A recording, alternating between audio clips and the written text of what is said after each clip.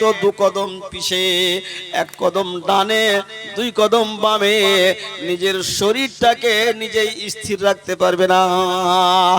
আল্লাহ বললেন প্রতিটি মানুষ যারা পাপী তাপী গুনহগার, সেদিন দেখে মনে হবে যে মানুষকে যেন নেশা লেগে গেছে। আল্লাহ বলছেন অমাহুম বিশুকারা, সেটা আসলে নাশা নয়, নাশার জন্য নাশার মতো, কিন্তু নাশাতে নাশা নয়। ব্যাপারটা হচ্ছে ওয়ালাকিন্না আযাবাল্লাহি শাদীদ, আল্লাহ পাকের আযাবটাই সেদিন হবে এত কঠিন যে মানুষ বেতাব থাকবে, বেচैन থাকবে। বন্ধুরে আমার, ভাইয়ের আমার, হাদিসের বর্ণনাকারী হযরতে আয়েশা সিদ্দিকা রাদিয়াল্লাহু তাআলা আনহা তিনি বলেন সামিতুন নবিয়্যা সাল্লাল্লাহু আলাইহি সাল্লাম ইয়াকুল, আমি আয়েশা কারো কাছ থেকে ধার করা কথা বলি না, আমি স্বয়ং নবীজিকে বলতে শুনেছি। সামিতুন নবী সাল্লাল্লাহু আলাইহি ইয়াকুল, নবীজি বলছিলেন আর আমি শুনেছি। তার মানে হাদিসটি একেবারে নির্ভেজাল, চালনে চালা ছাটা সেই হাদিস। কি বলছেন?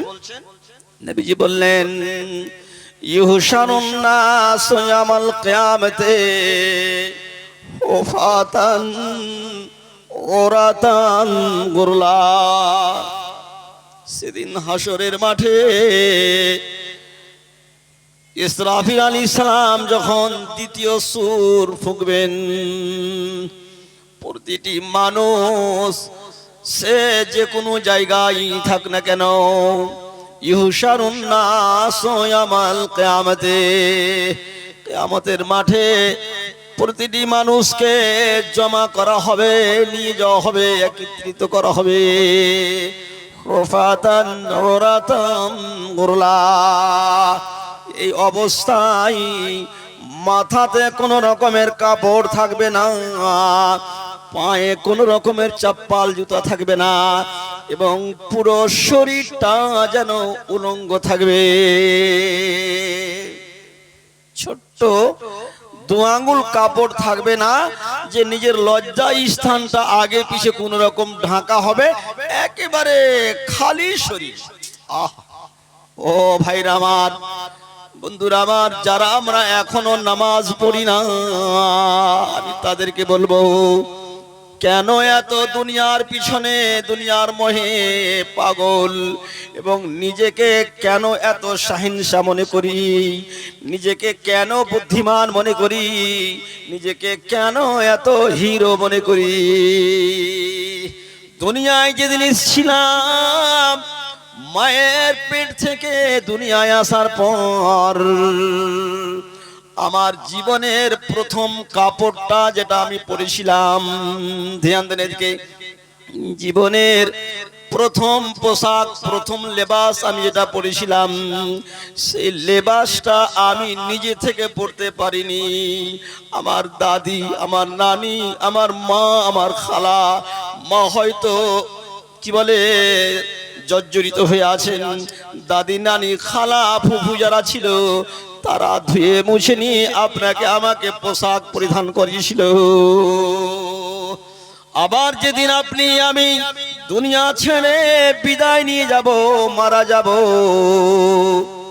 ওরে মারা যাওয়ার পর সেদিনও আপনি আপনার শেষ বস্ত্র যেটা, শেষ কাপড় যেটা, কাফন যেটা, এটাও আপনি নিজে থেকে পরতে পারবেন না, লোকেরাই আপনাকে পরিয়ে দিবে।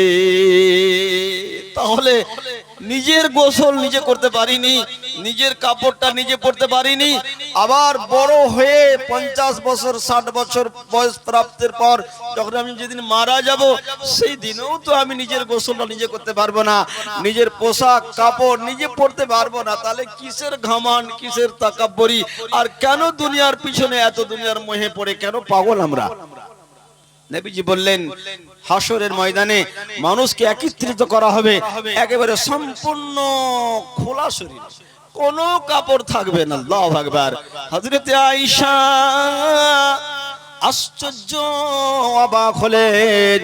কিলা ইয়া রাসূলুল্লাহ, বলা হলো আল্লাহ রাসূল, আর রিজালু ওয়ান নিসাউ ইয়ানজামি জামিআন ইয়ানজুরু বাযুহুম ইলা বাযিন। ধরে আমি আয়েশা আপনার স্ত্রী, নবীর স্ত্রী, যেই স্ত্রীর মাথার একটা চুল পর পুরুষ আজ পর্যন্ত দেখতে পেল না, পায়ের রংটা, পায়ের তলার রংটা কালো নাকি সাদা নাকি কেমন কেউ দেখতে পেল না।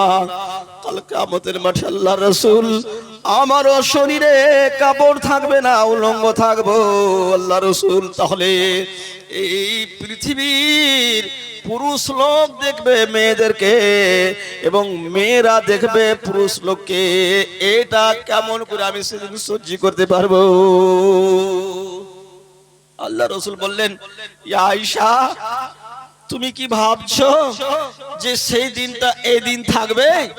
কোন মানুষ এমনি করে এক অপরের দিকে তাকাবে এই সুযোগ, এই ফুরসত থাকবে না। সমস্ত মানুষ শুধু আকাশের দিকে তাকিয়ে থাকবে। আল্লাহ ইয়া রাব্বাল আলামিন, হাজার হাজার বছর পার হয়ে গেল, সূর্য নেমে এসে গেছে, শরীরের মাংসগুলো গলে গলে পুড়ে পুড়ে শেষ হচ্ছে, মাটি পুড়ে তামা। তুমি বিচারে বসো আল্লাহ, বিচার লাও, বিচার করো, হিসাব করো। এখন যে কষ্টগুলো করছি এগুলো গন্তির বাহির। যদি আমার ভাগ্যে 20 বছর জাহান্নামের সাজা খাটার পর জান্নাত থাকে, তাহলে তো হিসাবের পরেই, যাওয়ার পরেই দিনগুলো গন্তিতে আসবে। কিন্তু এখনকার যে কষ্টটা তো গন্তির বাহির। এই মানুষ চাতক পাখির নেই, অপলক নয়নে আল্লাহ রাব্বুল আলামিনের আরশে আজিম কখন আসবে, কখন কিয়ামতে বিচারালয়ে আল্লাহ পাক বসবেন, এই কষ্ট, এই উপেক্ষায় মানুষ থাকবে। ফলে আয়েশা, লা ইয়ানজুরু আল আমরু আশাদ্দু আন ইউহিম্মা যালিক, তুমি যেটা ভাবছো এক অপরকে দেখবে, এটা কখনো নয়, কেউ কাউকে দেখবে না। বন্ধুরা আমার, ভাইরা আমার, হযরত ইব্রাহিম আলাইহিস সালাম আপনারা নাম শুনেছেন, একজন যোগ্যপূর্ণ নবী। ইব্রাহিম নবী এত গোটাই না নবী যে যতগুলো নবী এসেছেন আল্লাহ পাকের রাসূল বলেছেন হযরত ইব্রাহিম সম্পর্কে যে হযরত ইব্রাহিম হচ্ছেন জাতীয় পিতা। আল্লাহু আকবার, জাতীয় পিতা। এবং তিনি যত আল্লাহ পাক রব্বুল আলামিনের পরীক্ষার সম্মুখীন হয়েছেন তত মনে হয় অন্য নবীরা হননি। আর তিনি প্রতিটি পরীক্ষাতে তিনি একেবারে স্পেশাল ফার্স্ট ডিভিশনে পাস করেছেন। এই নবী ইব্রাহিম আলাইহিস সালাম কাল কিয়ামতের মাঠে যখন দেখা হবে, যখন দেখবেন ইউতা বিজাহান্নাম ইয়াউমাইদিন লাহা ৭০,০০০ জিমামিন ওয়া মা কুল্লি জিমামিন ৭০,০০০ মালাকিন ইয়াজুরুনহা। আল্লাহ পাক রব্বুল আলামিন নিজের সিংহাসন সাজাবেন, আরশে আজিমকে টেনে এনে বিচারে বসবেন। এখনো অবস্থায় নবীজি বললেন ইউতা, আনা হবে, মানে ছিল না, আনা হবে। কিয়ামতের মাঠে জাহান্নামকে টেনে হেঁচড়ে আনা হবে। ইউতা বিজাহান্নাম ইয়াউমাইদিন, সেদিন জাহান্নামকে টেনে আনা হবে। এখন অবস্থায় যে জাহান্নামের একটা নয়, দুটা নয়, 1000 নয়, 2000 নয়, আলফা জিমামিন ৭০,০০০ লাগাম পরিয়ে জাহান্নামকে আনা হবে। লাগাম, পুরাতন লোক বেশি বুঝতে পারবেন লাগাম কাকে বলে আর পাঘা কাকে বলে। পাঘা হয় গলাতে, মহিষের পায়ে বাঁধে, ছাগলের গলাতে বাঁধে, পাঘা যেটা আমরা বলি। আর লাগাম থাকে কোথায়? ঘোড়ার মুখে, উটের মুখে, মানে মুখে, মুখ দিয়ে যেটাকে পরানো হয় তাকে বলা হয় লাগাম। তো দড়িতে, রশ্মিতে, পাঘাতে আর লাগামে অনেক তফাৎ আছে। একটা মহিষের পায়ে মোটা রশ্মি বাঁধা আছে, ভিজে ভিজে ভিজে ভিজে ওটা কমজোর হয়েছে, আর ওই বড় অর্ণা পানাটা শক্তিশালী, জোরে যখন লাত মারে পাঝাড়ে মোটা মোটা রশ্মিকে পাটাম পাটাম পাটাপাট পাটাপাট কেটে দেয়, ছিঁড়ে দেয়।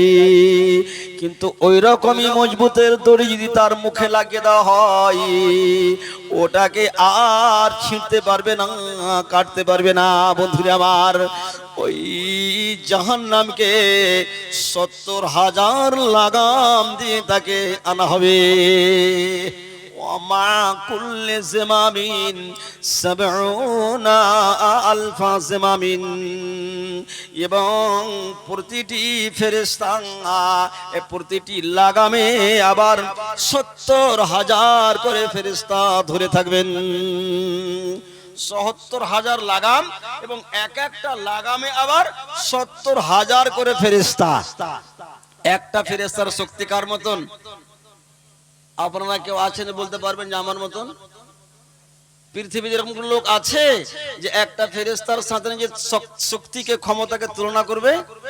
যে কোনো ফেরেশতাকে আল্লাহ অর্ডার করবেন, যদি অর্ডার পাই এক একটা ফেরেশতাকে আল্লাহ এত শক্তি ক্ষমতা দিয়েছেন, যদি আল্লাহ বলেন ওরে ফেরেশতা এই 7 তাবাক আসমান জমিনকে তোমাকে হাতে নিয়ে উল্টাতে হবে, 7 তাবাক আসমান জমিনে হাতকে গজ গজ গজ গজ গজ গজ করে ভরতে ভরতে ভরতে এই 7 তাবাক আসমান এবং জমিনকে হাতের তলায় নিয়ে নিতে পারবেন।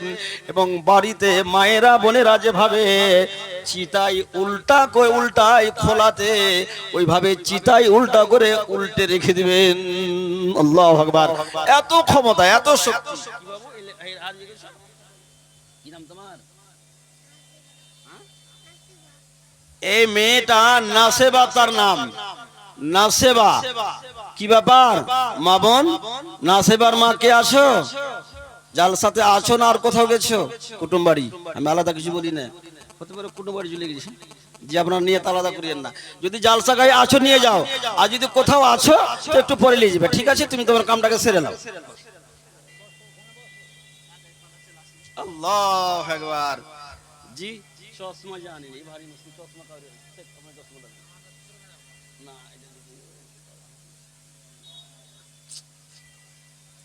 আল্লাহু আকবার। এই দেখেন, বলতে বলতেই আমি বক্তব্য এখনো শেষ করিনি, ইনশাআল্লাহ বক্তব্য বলবো।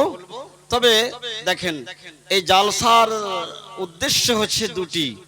প্রথম হচ্ছে কোরআন ও হাদিসের কথা শুনিয়ে মুসলিম উম্মার ইমানের মরিচিকাগুলোকে, জংগুলোকে ছুটা, ইমানি জাজবাই বৃদ্ধি করা। আর দ্বিতীয়টা হচ্ছে যে মাদ্রাসার উন্নয়নকে সামনে রেখে মাদ্রাসার উন্নতির স্বার্থে দান করা। আপনারা দান দেবেন ইনশাআল্লাহ, এবং প্রতিটি দান এখানে খাতায় লেখা হচ্ছে, রেকর্ড থাকবে। আর প্রতিটি দানের সাথে দুয়াই বাধিত করা হবে। আপনারা অনেকগুলো লোক বসে আছেন, সংগ্রামপুরের লোক মোটামুটি কতটি আছেন? হাত তুলেন তো একবার, সংগ্রামপুরের দেখি, হাত তুলেন, হাত তুলেন। আমাকে জাকির ভাই নিয়েছে খালি সংগ্রামপুর আর সেলিমপুর কুমারপুরের লোক যেন আসে। হ্যাঁ, যদি না আসে তাহলে তো আগেবার থেকে বাদ দিয়ে দিবে। হ্যাঁ, এখনো আসেনি নাকি আবু তাহির? আল্লাহু আকবার। আচ্ছা, যেগুলো দান এসে গেছে ইনশাআল্লাহ, এগুলো তো এসে গেছে, দোয়া দিবই।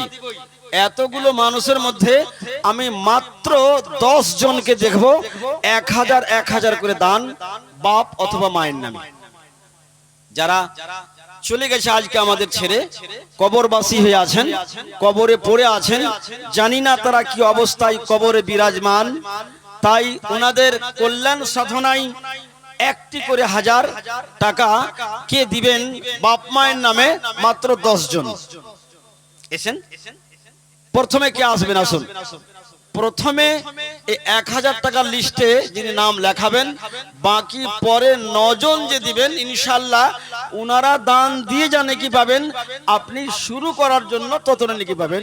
ওদের 9 জন যা নেকি পাবে, আপনি আলাদা ভাবে এক্সট্রা বোনাস হিসাবে আপনি তত নেকি পাবেন। নবীজি বললেন, মান দাল্লা আলা খাইরিন ফাহুয়া মিনহুম, যারা ভালো কাজের জন্য কাউকে বলে আর সে ভালো কাজ করলো, করে যে নেকি পাবে, বলার জন্য সে ততটা নেকি পায়। আল্লাহু আকবার।